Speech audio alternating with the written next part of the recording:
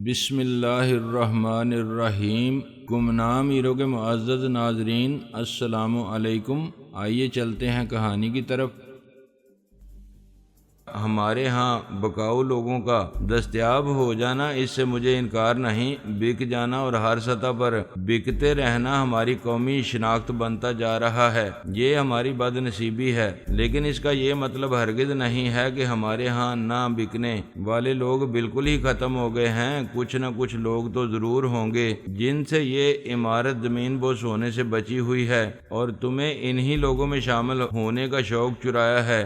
باس one نے ٹھنڈی سانس لی۔ مجھے شعوری طور پر کسی بھی قسم کے لوگوں میں شامل ہونے کا شوق نہیں، میں تو بس جو ہوں سو ہوں۔ ہر شخص اپنی فطرت سے مجبور ہوتا ہے۔ ہمارا مسئلہ یہ ہے کہ جو برائے فروخت قسم کے لوگ دستیاب ہیں، ان میں سے ہمیں کوئی پسند نہیں۔ چھوٹے موٹے کاموں کے لیے تو ہم ان کی خدمات حاصل کرتے رہتے ہیں، ڈائریکٹ نہیں بلکہ انڈائریکٹ طریقوں سے، لیکن اتنے بڑے منصب کے لیے ہمیں ذرا مختلف قسم کا آدمی چاہیے۔ تم تلاش جاری رکھو، میں نے مشورہ دیا، کوئی نہ کوئی مل ہی جائے گا، ہو سکتا ہے مجھ سے بہتر مل جائے۔ نہیں، ہماری تلاش مکمل ہو چکی ہے، باس ون فیصلہ کن لہجے میں بولا۔ اب میں تمہیں سچی بات بتاؤں، ہمیں تمہارے جواب سے مایوسی نہیں ہوئی ہے، ہمیں تم سے اسی جواب کی توقع تھی۔ انسان کا کوئی کردار ضرور ہونا چاہیے، ہمیں بھی بالکل بھی بے کردار یا تھالی کا بینگن قسم کا آدمی نہیں چاہیے۔ ایسے لوگ کسی کام کے نہیں ہوتے، وہ کبھی کسی کا قیمتی اثاثہ نہیں بن سکتے، وہ گاڑی کے اس پہیے کی طرح ہوتے ہیں جس کے نٹ بولٹ ڈھیلے ہوتے ہیں۔ کچھ پتہ نہیں ہوتا کب تک وہ گاڑی کے ساتھ چلتے رہیں اور کب کسی موڑ پر الگ ہو کر لڑکتے ہوئے کسی طرف کو چل دیں۔ اب گویا اس نے نیا پینترا بدلا تھا۔ میں خاموشی سے اس کی طرف دیکھتا رہا۔ وہ بات جاری رکھتے ہوئے بولا، ہمیں تم سے فوری جواب نہیں چاہیے، اس طرح کے بڑے فیصلے فوری طور پر نہیں کیے جا سکتے۔ ہم تمہیں خاطر خواہ وقت دیں گے، تمہیں قائل کریں گے، تمہیں چند ملکوں کے دورے پر بھیجا جائے گا جہاں تم ان لوگوں سے ملو گے جن کا ہم نے تقرر کیا ہے۔ ہر ملک میں ہمارا ایک نمائندہ موجود ہے جسے ہمارے ہاں ریزیڈنٹ رولر یا ڈبل آر کہا جاتا ہے۔ تم ذرا ان کے ٹھاٹھ اور ان کی طاقت و اختیارات دیکھنا۔ ہر ملک کی حکومت ہمارے ریزیڈنٹ رولر کے سامنے لرزہ بر اندام رہتی ہے اور کوشش کرتی ہے کہ اس کی پیشانی پر شکن نہ آنے پائے۔ جب تم سب کچھ اپنی آنکھوں سے دیکھو گے تو تمہارے دل میں خود بخود ہمارا ریزیڈنٹ رولر بننے کی خواہش پیدا ہو جائے گی۔ خدا مجھے اس وقت سے محفوظ رکھے۔ میں نے خلوص دل سے آواز بلند دعا کی، لیکن باس ون نے گویا میرے الفاظ پر قطعاً توجہ نہیں دی اور بات جاری رکھتے ہوئے بولا، تمہارے پاس پورے 2 ماہ کی مہلت ہوگی۔ اس دوران تمہیں کچھ بھی نہیں کرنا ہے، بس ایک تو ہمارے بارے میں زبان بند رکھنی ہے، دوسرے ہماری آج کی میٹنگ میں جو بھی باتیں ہوئی ہیں ان کے بارے میں غور و خوض جاری رکھنا ہے۔ اس دوران ایڈم کبھی کبھار تم سے رابطہ قائم کرتا رہے گا۔ تمہارے ذہن میں اس سلسلے میں کوئی بھی سوال ہو تو تم ایڈم سے اس کا جواب حاصل کر سکتے ہو۔ ایک لمحے کے لیے خاموش ہو کر اس نے گویا میرے رد عمل کا جائزہ لیا۔ میں پورے کوشش کر رہا تھا کہ میرے چہرے سے کسی تاثر کا اظہار نہ ہونے پائے۔ باس ون بولا، اس دوران تمہارے لیے چند ملکوں کے دورے قیام اور ملاقاتوں کا شیڈول تیار ہو چکا ہوگا۔ 2 بعد ہمیں تم سے حتمی جواب درکار نہیں ہوگا۔ تم اطمینان سے ہمارے نمائندے کے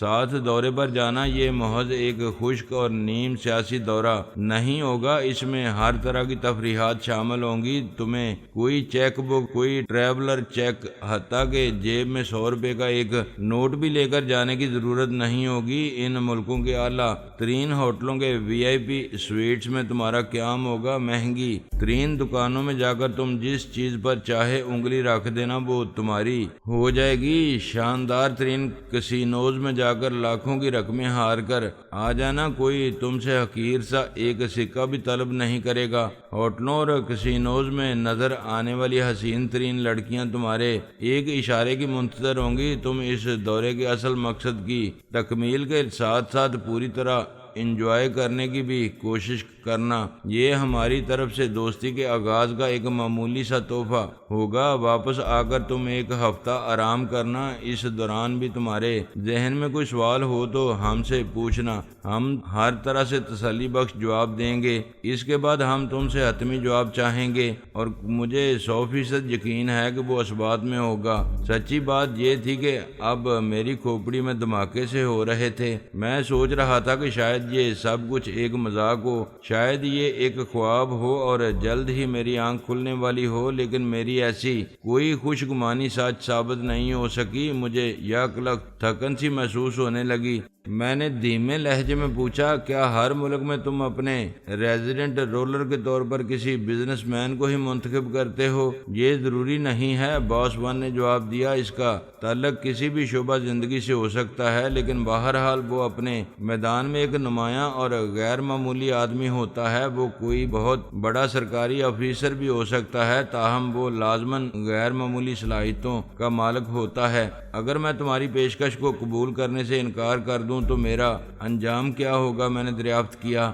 باس ون میرے سوال کا براہ راست جواب دینے کی بجائے بولا، ہمیں یقین ہے کہ تم انکار نہیں کرو گے۔ جب تک حتمی جواب کا مرحلہ آئے گا تب تک تمہارے خیالات بدل چکے ہوں گے۔ مجھے اندازہ ہو گیا کہ وہ کسی دوسرے کا موقف سننے یا قبول کرنے کے لیے تیار نہیں تھے۔ وہ صرف منصوبے بنانا، حکم جاری کرنا اور انہیں تسلیم کرانا جانتے تھے۔ میں نے پہلو بدلتے ہوئے کہا، میں کافی حد تک تمہارے سیٹ اپ کو سمجھ گیا ہوں، لیکن محض تصدیق کی خاطر پوچھ رہا ہوں۔ خلاصہ یہ ہوا کہ 6 ملکوں کی ایسوسی ایشن نے باقی دنیا پر اپنی حکمرانی مضبوط رکھنے کے لیے ایک بہت بڑا نظام تشکیل دیا ہے۔ اس نظام کو زیادہ مؤثر اور تیز رفتار رکھنے کے لیے اور مقامی برسر اقتدار طبقے کے سربر سوار رہنے کے لیے تمہارا ریزیڈنٹ رولر موجود رہتا ہے، اور ریزیڈنٹ رولر کو قابو میں رکھنے کے لیے ریڈ ڈاٹ موجود رہتی ہے۔ درست ہے، باس ون نے جواب دیا۔ ریزیڈنٹ رولر کی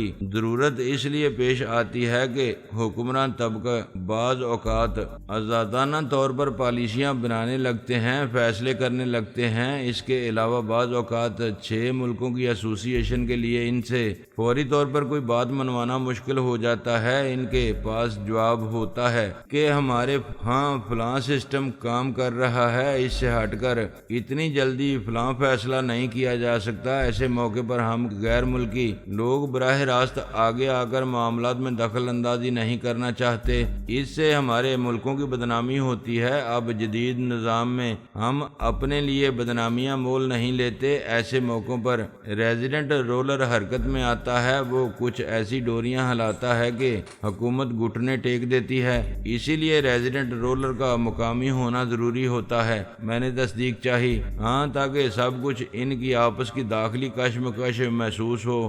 ریزیڈنٹ رولر کو ہم اتنا طاقتور بناتے ہیں کہ اس کے ڈوریاں ہلانے سے کسی بھی ملک کا نظام لرزنے لگتا ہے۔ پھر باس ون ایک لمحے کے توقف کے بعد بولا، ریزیڈنٹ رولر کا مقامی ہونا اور بھی کئی وجوہات کے تحت ضروری ہے، جن پر فی الحال تبادلہ خیال کرنا ضروری نہیں۔ ہمارے بڑے دانشوروں کے ایک پینل نے تجویز کیا تھا کہ جس ملک میں بھی ریزیڈنٹ رولر تعینات کیا جائے، اس کا تعلق اسی ملک سے ہونا چاہیے۔ اس کے پیچھے لمبا چوڑا فلسفہ ہے۔ ضرور ہوگا، میں نے تسلیم کیا، لیکن یہ زبردستی کا سودا کچھ احمقانہ نہیں۔ ایک شخص ریزیڈنٹ رولر بننا نہیں چاہتا، لیکن تم اسے بنانے پر تلے ہوئے ہو۔ وہ تمہارے لیے کس طرح مخلص ہوگا، کس طرح تمہارے لیے خدمات انجام دے گا۔ ہم کب کہہ رہے ہیں کہ ہم کسی کو زبردستی بھی ریزیڈنٹ رولر بناتے ہیں؟ باس وان کے لہجے میں ہلکا سا تعجب جھلک آیا۔ جب کوئی ہمارا ہاتھ تھامتا ہے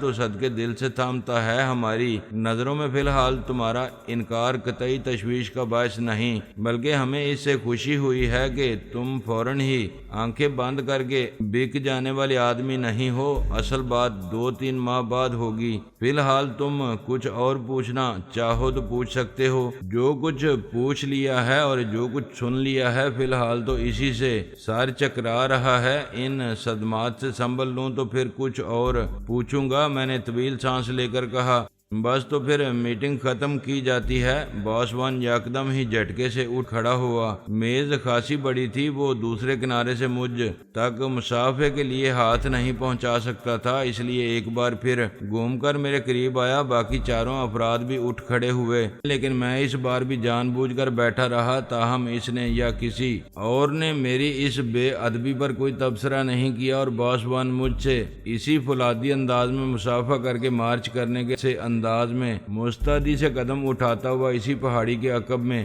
اندھیرے میں غائب ہو گیا جہاں سے نمودار ہوا تھا۔ عمر رسیدہ مرد اور عورت نے بھی میرے طرف مسافے کے لیے ہاتھ بڑھائے۔ میں نے باری باری ان سے مسافہ کرتے ہوئے کہا، آپ دونوں سے تعارف نہیں ہوا، ہو جائے گا جب ضرورت ہوگی۔ عورت نے مسکراتے ہوئے کچھ شفقت اور کچھ بے پرواہی سے کہا، ویسے ہم کچھ زیادہ اہم لوگ نہیں ہیں، کچھ عرصہ بعد شاید ہم آپ ہی کے خادموں میں شمار ہوں۔ وہ دونوں بھی اسی سمت میں چلے گئے جس طرف باس بن گیا تھا۔ اس دوران بلیک برڈ نامی سیاہ چمپینزی میز کے قریب آ کھڑا ہوا تھا۔ اب میں نے دیکھا وہ سیاہ سوٹ میں تھا اور اس نے ٹائی بھی لگائی ہوئی تھی، تاہم پیروں میں اس نے کینوس شوز پہنے ہوئے تھے۔ سوٹ کے ساتھ کینوس شوز جچ نہیں رہے تھے، لیکن اس کے معاملے میں شاید موزونیت سے زیادہ اس کی سہولت کا خیال رکھا گیا تھا۔ وہ دونوں ہاتھ پشت پر رکھے ایسے مدبرانہ انداز میں کھڑا تھا کہ مجھے ہنسی آ گئی۔ میں نے ایڈم سے پوچھا، کیا یہ بھی ریڈ ڈاٹ میں کسی اہم عہدے پر فائز ہے؟ یہی سمجھ لو، ایڈم نے مبہم انداز میں جواب دیا۔ یہ بڑے کام کی چیز ہے، جہاں انسان اپنے آپ کو عاجز اور مجبور پاتے ہیں وہاں یہ کام آتا ہے۔ ہمارے ہاں اس کی بڑی اہمیت ہے، اسے تم حیوان مت سمجھو، یہ انگریزی اور اردو زبان میں ہر بات سمجھتا ہے، یہ ہر اعتبار سے ایک جینیس انسان ہے، صرف بول نہیں سکتا، لیکن ہمارے نزدیک یہ اس کی ایک اضافی خوبی ہے، اس کی طرف سے ہمیں افشائے راز کا کوئی خطرہ نہیں رہتا۔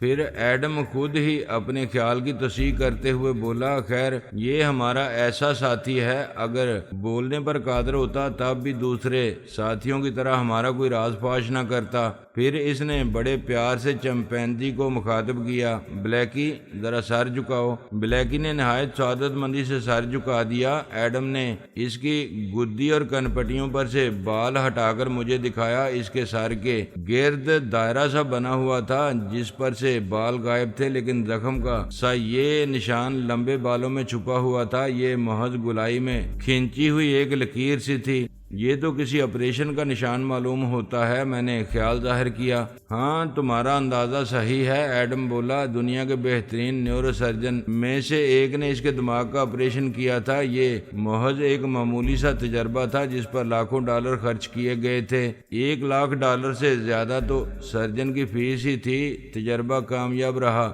اب یہ چمپینزی ذہانت کے اعتبار سے ایک جینیس انسان کے برابر ہے۔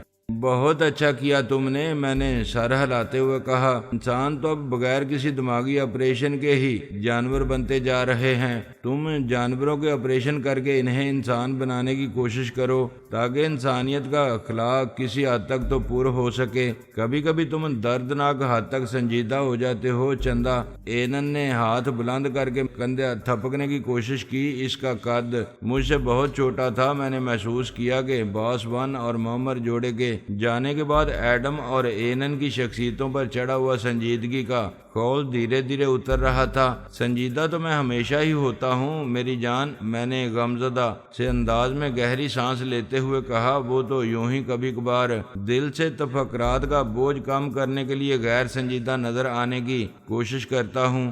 ایڈم گھڑی دیکھتے ہوئے بولا، بلیکی تمہیں تمہارے کمرے تک چھوڑ آئے گا، مجھے اور اینن کو ابھی کچھ دیر یہاں بیٹھ کر باتیں کرنی ہیں۔ پھر گویا اسے کچھ خیال آیا اور حد سے زیادہ سنجیدگی سے اس نے مجھے ہدایت کی، راستے میں بلیکی کے ساتھ قطعاً کوئی شرارت کرنے کی کوشش نہ کرنا اور نہ ہی یہ خیال دل میں لانا کہ اس کے حیوان ہونے کا کوئی فائدہ اٹھایا جا سکتا ہے۔ کوئی بھی غیر ذمہ دارانہ حرکت کر کے تم بڑی مشکل میں پھنس جاؤ گے یا پھر کوئی ناقابل تلافی نقصان اٹھا بیٹھو گے۔ ظاہر ہے بندروں کے ساتھ چھیڑ چھاڑ کر کے انسان کو فائدے کی توقع تو رکھنی نہیں چاہیے۔ میں نے کہا، ویسے بھی اب تم نے مجھے اس کی ذہنی سطح کے بارے میں بتا دیا ہے تو میرے دل میں اس کے لیے احترام پیدا ہو گیا ہے۔ میں وعدہ کرتا ہوں کہ اس کے ساتھ پنگا لینے کی کوشش نہیں کروں گا، لیکن مجھے ایک بات یاد آ رہی ہے، یہ جب ستارہ کے گھر میں گھسا تھا تو ستارہ کے سامنے بہت بےہودہ حرکتیں کر رہا تھا۔ کیا جینیس ہو جانے کے بعد بھی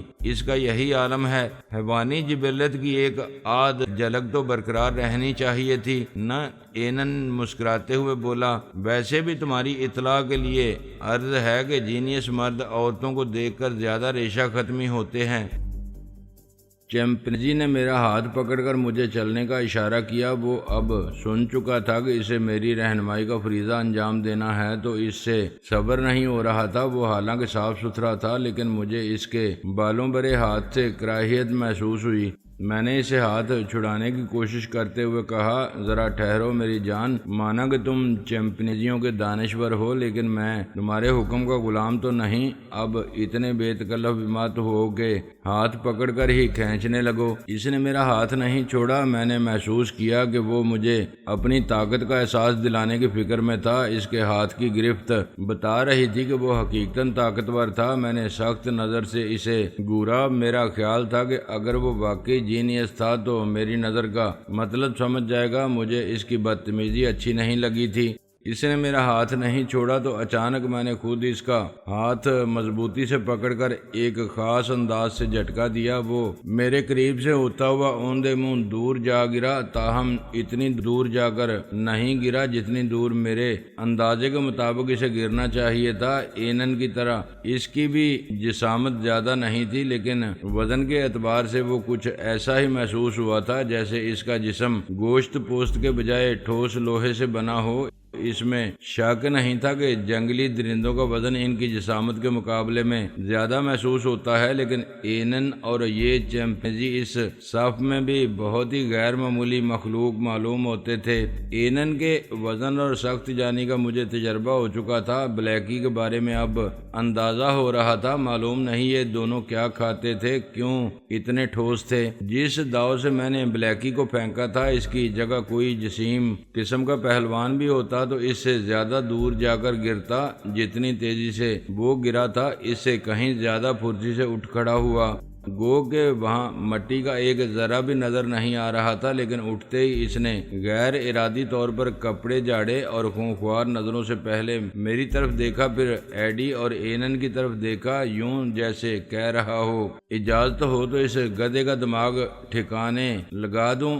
لیکن اینن نے اسے محض اشارے سے منع کر دیا۔ میں نے محسوس کیا کہ اینن اور ایڈم دونوں ہی سنجیدگی سے میری طرف دیکھ رہے تھے۔ اینن بولا، چودھری یار، سچ سچ بتاؤ، تمہاری طاقت کا راز کیا ہے؟ بلیکی کو کوئی ایک کلاس پیشہ ور ریسلر بھی محض ہاتھ پکڑ کر اتنی دور نہیں پھینک سکتا۔ میرے اندازے سے تو وہ اب بھی کم دور جا کر گرا ہے۔ بہرحال قدردانی کا شکریہ، میں نے مسکراتے ہوئے کہا۔ تم نے تو اتفاقاً اور نادانستگی میں صحرا میں کوئی پودا کھا لیا تھا جس سے تمہارے خون کے اجزائے ترکیبی بدل گئے اور تمہاری جوانی پر ابھی تک زوال نہیں آیا۔ بقول تمہارے اپنے تم 150 سال کے ہو چکے ہو۔ مجھے بھی ایک پہاڑ پر ایک سنیاسی بابا نے ایک طلسمی گرز دیا تھا اور ہدایت کی تھی کہ صبح و شام اسے گھمایا کرنا، بہت طاقتور ہو جاؤ گے۔ بس یہ اسی گرز کا کمال ہے۔ اینن ایک لمحے مجھے گورتا رہا، پھر ٹھنڈی سانس لے کر رہ گیا۔ ایڈم مسکرا رہا تھا۔ انہوں نے مجھ سے مزید کچھ نہیں کہا۔ بلیکی بدستور اپنی جگہ کھڑا غصیلی نظروں سے مجھے گور رہا تھا۔ میں نے اس کی طرف توجہ نہیں دی۔ ایڈم نے میز کے نیچے ہاتھ لے جا کر کسی چیز کو باہر کی طرف کھینچا۔ پلاسٹک نما کسی چیز کا تختہ سا تھا جو چھوٹی سی دراز کی طرح باہر آ گیا۔ اس پر کیلکولیٹر کی طرح چھوٹے چھوٹے بٹن لگے ہوئے تھے۔ ایڈم نے نہایت پھرتی سے کچھ بٹنوں کو ایک خاص ترتیب سے چھوا۔ اسی بورڈ پر ننھا سا ایک سرخ دائرہ جلملایا۔ وہ غائب ہوا تو اسی کے برابر ایک سبز دائرہ جلملایا۔ ایک ثانیے کے بعد وہ بھی غائب ہو گیا اور ایڈم نے اس چھوٹے سے بورڈ کو واپس میز کے نیچے کھسکا دیا۔ پھر وہ میری طرف مڑتے ہوئے بولا، لیونا ہی تمہیں لینے آ رہی ہے، بلیکی کو تو تم نے ناراض کر دیا۔ ویسے میری بھی نہایت سنجیدگی سے تم سے درخواست ہے کہ آئندہ مذاق میں بھی ہاتھا پائی وغیرہ کی کوشش نہ کرنا۔ یہاں ڈسپلن کا بہت خیال رکھا جاتا ہے اور غیر سنجیدہ حرکات کو پسند نہیں کیا جاتا۔ وہ تو مجھے اندازہ ہے، مقبرے جیسا ماحول نظر آ رہا ہے یہاں، لیکن تم میرے بارے میں اتنی معلومات رکھتے ہو جتنی شاید میں خود بھی نہیں رکھتا۔ تمہیں اندازہ ہونا چاہیے کہ ماں بدولت ایسی باتوں کی پرواہ نہیں کرتی اور وہی کرتے ہیں جو دل کہے۔ پھر میں نے بلیکی کی طرف دیکھ کر اسے چڑھانے والے انداز میں کہا، اس کے ساتھ چھیڑ خانی اس لیے بھی کی ہے کہ میں اس کے ساتھ جانا نہیں چاہتا تھا۔ تم خود ہی سوچو، میں اتنی خوبصورت چیز کے ساتھ یہاں آیا تھا، اب اس صورت حرام کے ساتھ واپس جاؤں، یہ تو کوئی اچھی بات نہیں ہے۔ بلیکی کے چہرے پر زلزلے کے سے آثار نظر آئے۔ انسانی عقل اور حیوانی جبلت کے ساتھ وہ ایک کوئی عجیب چیز بن گیا تھا۔ طاقت اس میں یقیناً کسی عام چمپینزی سے زیادہ تھی۔ اس وقت اس کا بس نہیں چل رہا تھا، ورنہ یقیناً مجھ پر چھلانگ لگا دیتا۔ حیوانی قالب میں ہوتے ہوئے بھی وہ ڈسپلن کا پابند تھا۔ ایڈم نے اسے محض اشارہ کیا تھا، اس کے بعد وہ اپنی جگہ سے ہلا بھی نہیں تھا۔